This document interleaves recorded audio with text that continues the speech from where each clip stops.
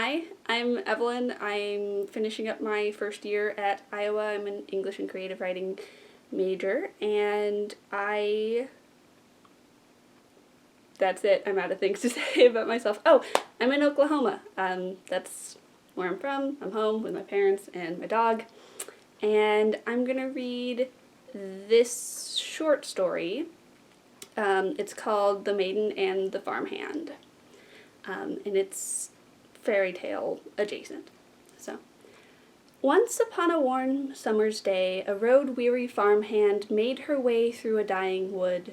Her pack weighed heavily on her back, filled with the wares she was taking to market. Her mother had given her strict instructions to make the journey quickly and return to the farm as soon as possible. The harvest was close upon them, and they could not spare a pair of hands for too long. However, the sun beat down upon her so fiercely that she decided to stray from her usual path and travel through the thickest part of the woods where the branches of the trees might provide her with some protection. The farmhand had been trudging down this unfamiliar path for quite some time when she came across an old stone wall towering several feet above her head and decided to steal a much-needed moment of rest in its shade. But when she leaned back against the wall, something pricked against her skin. Some time ago, a stone must have fallen from the old wall, creating a space for a long, thorny branch to grow through. The hole was just big enough to give the farmhand a peek at the other side. She was surprised to discover that, despite the sweltering heat, the plants on the opposite side of the wall seemed to be flourishing.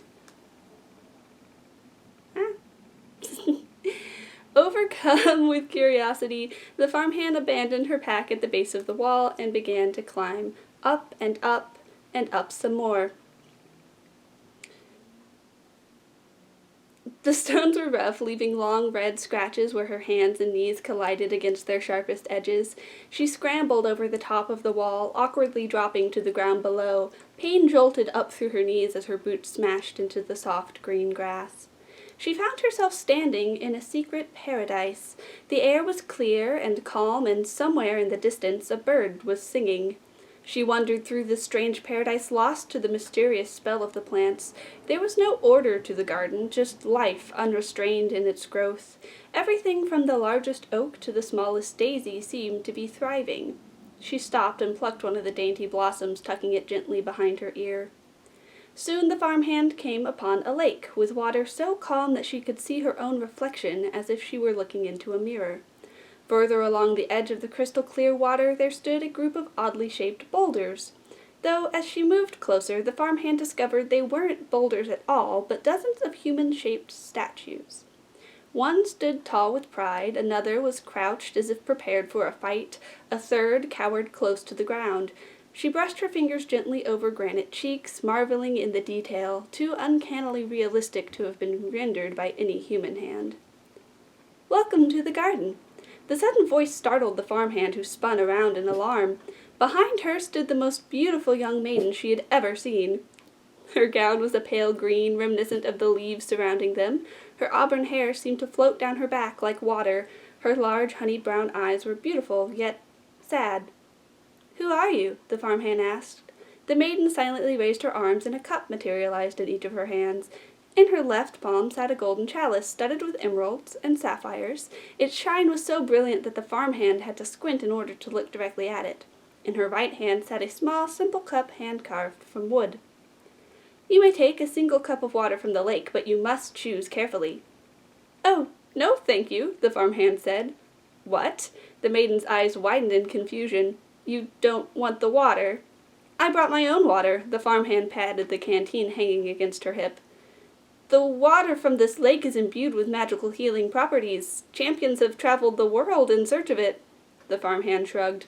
"Not me." "Why have you come here, then?" The maiden pursed her lips together, clearly annoyed. "I was curious." The maiden thought for a moment before letting out a laugh that reminded the farmhand of birdsong. "I have never met anyone who came to this garden with such a motivation." She gestured to the statues at the edge of the water. "They were all motivated by pride and greed." "Those are people?" the farmhand gasped. She turned to the nearest statue, one she had thought was preparing for a fight, and realized that its face was contorted not in rage, but in fear. "Not any more," the maiden shrugged. They were weak. They all let their selfishness come before their duties. It was then that the farmhand recalled her own duties. The sun was already hanging low in the sky, staining the clouds a deep orange. She would have to hurry if she were to make it to the market and back before night fell. "I must go," she gasped. "May I return here?" The maiden shrugged. "No one ever has." "I will," she promised. And so the farmhand left the garden.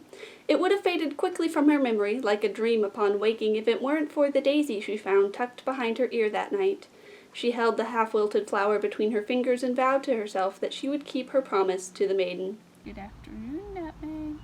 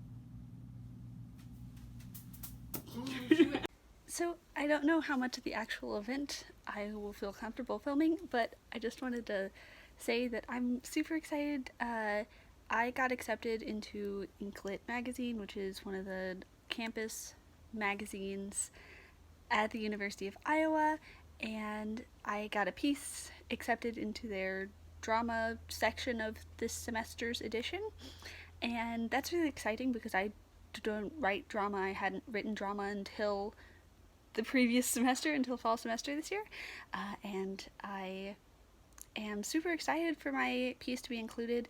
And one of the things I was upset about when school had to switch to online was the fact that I wasn't going to get to attend a launch party for my first ever magazine. And although I am not getting the full launch party experience, the magazine does launch today. It is Friday the 29th, and we are meeting on Zoom to do a little like online launch party, and so I'm really excited, and just really glad for this opportunity. And so yeah, thank you.